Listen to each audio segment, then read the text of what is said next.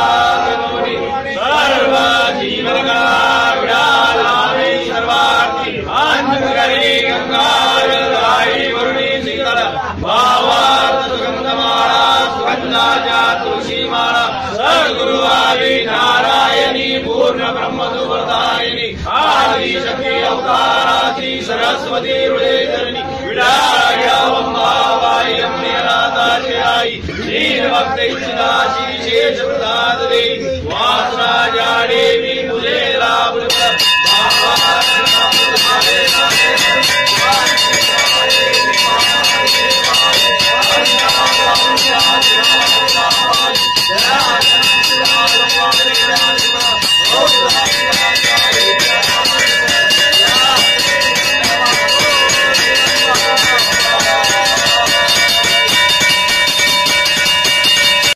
तो दोस्तों, घर बैठे आपको ऑनलाइन लाइव दर्शन माता का करें कैसा लगा प्लीज़ कमेंट से जरूर देना।